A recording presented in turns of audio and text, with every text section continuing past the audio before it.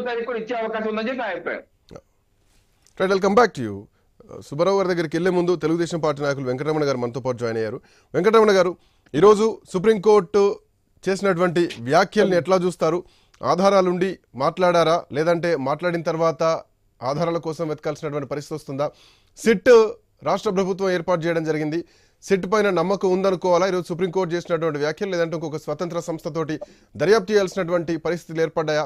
So ఏం చెప్తారు దీనిపైన? గతంలో జగన్మోహన్ రెడ్డి చెప్పినటువంటి అంశాలకు సారూప్యత ఈరోజు సుప్రీంకోర్టు చేసినటువంటి వ్యాఖ్యలు రెండు కొంచెం సిమిలారిటీస్ కనిపిస్తున్నాయి అన్నది వైసీపీ నాయకులు మాట్లాడుతున్నటువంటి మాటలు. ఏం చెప్తారు? నమస్కారం అండి, మీకు అలాగే తోటి ప్యానలిస్టులకి, ఐ న్యూస్ వీక్షకులకు. ఈరోజు కల్తీ జరిగిందనేది వాస్తవం. ఎందుకంటే ఆ రోజు ఆ నెయ్యి ప్రత్యేకంగా లడ్డూల కోసం మాత్రమే, అంటే ఆ నెయ్యి వాడకం అనేది అన్ని టన్నుల, అంటే అన్ని లీటర్ల యొక్క నెయ్యి అనేది కేవలం లడ్డూలు తయారు చేయడానికి మాత్రమే వస్తుంది. సో దాన్ని ఖచ్చితంగా అందులో కల్తీ జరిగింది అనేది మాత్రం స్పష్టంగా తెలియడం వల్లే ముఖ్యమంత్రి గారు కానివ్వండి, ఉప ముఖ్యమంత్రి గారు కానివ్వండి, అలాగే బీజేపీ నాయకులు కానివ్వండి, ఎవరైనా సరే లడ్డూలో కల్తీ జరిగింది అని చెప్పి మరి వాళ్ళు మాట్లాడడం జరిగింది. అయితే ఈ రోజు సుప్రీంకోర్టు ఎందుకంటే సుప్రీంకోర్టు యొక్క వ్యాఖ్యలను మేమేమి అంటే వక్రీకరించడమో లేకపోతే వాటిని ఖచ్చితంగా ఏదైతే వారు లేవనెత్తారో అది ఖచ్చితంగా మేము దాన్ని పరిగణలోకి తీసుకుని వేరే సెకండ్ ఒపీనియన్ తీసుకోమని చెప్పారు. అలాగని చెప్పేసి ఎలా జరిగిందని మీరు నిర్ధారించారు అంటే, అంతకు ముందు జరిగినటువంటి వ్యవహారాల్లో అలాగే అది కేవలం లడ్డూ కోసమే ఏర్పరచుకున్నటువంటి నెయ్యి కాబట్టి అది ఖచ్చితంగా కల్తీ జరిగిందని చెప్పడం జరిగింది. సో ఒక అనుమానంతో మీరు చేసినటువంటి వ్యాఖ్య అనుమానమే కాదండి, అది స్పష్టమైంది. ఎందుకంటే స్పష్టమైంది కాబట్టి ఆ నెయ్యిని మళ్ళీ వెనక్కి తిరిగి పంపడం జరిగింది, అలాగే టెస్ట్ కి పంపడం జరిగింది.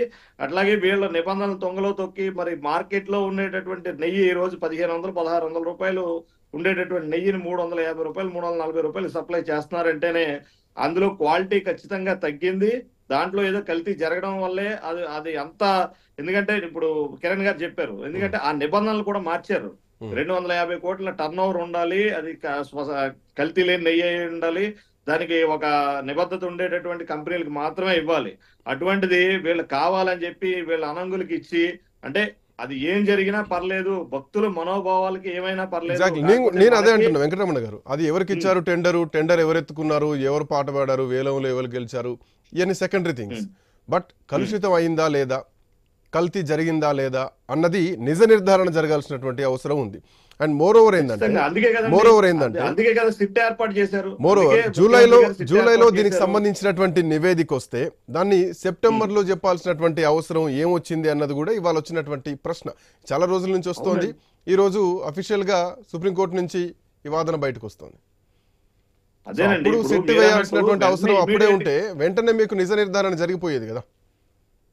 అంటే ఒకటి సార్, మనం ఏదైనా సరే ఇప్పుడు భక్తుల మనోభావాలతో ముడిపడి ఉంది కాబట్టి మీకు జూలైలో జరిగింది, మనం సెప్టెంబర్లో ఎందుకు బయటకు వచ్చిందంటే ఇది నిర్ధారణ చేసుకున్న తర్వాత ఇందులో కల్తీ జరిగిందని అనిపించిన తర్వాతే ముఖ్యమంత్రి గారు ప్రెస్ మీట్ పెట్టి ఇలా జరిగింది అని చెప్పారు. అయితే కల్తీ ఖచ్చితంగా జరిగింది అనేది ఆల్రెడీ ల్యాబ్ రిపోర్ట్ వచ్చింది, అది సెకండ్ ఒపీనియన్ తీసుకోమన్నారు. ఖచ్చితంగా సెకండ్ ఒపీనియన్ తీసుకోవాలనుకుంటే దానికి కూడా సుప్రీంకోర్టు ఆదేశాల మేరకు, వారి యొక్క సూచనల మేరకు ఖచ్చితంగా దాన్ని కూడా సెకండ్ ఒపీనియన్ తీసుకోవడం జరుగుతుంది.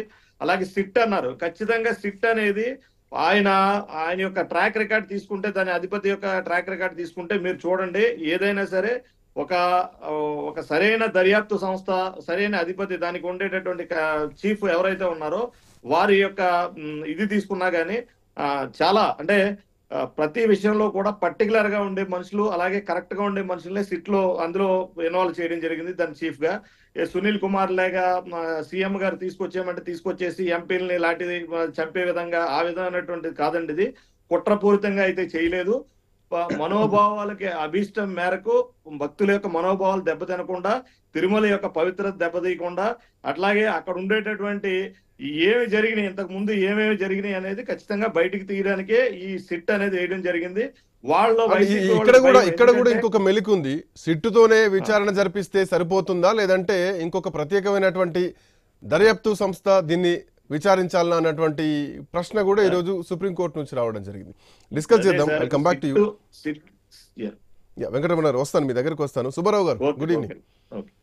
చెప్పండి. సుబ్బారావు గారు, చాలా రోజుల నుంచి తిరుమల లడ్డు వివాదంలో జరుగుతున్నటువంటి పరిణామాల్ని మనం చూస్తున్నాం. కల్తీ నెయ్యి వాడారు, జంతువుల ఫ్యాట్తో, యానిమల్ ఫ్యాట్తో నెయ్యి వాడారు అన్నది. సో ఈరోజు సుప్రీం మెట్లు ఎక్కడం జరిగింది. చాలా ప్రశ్న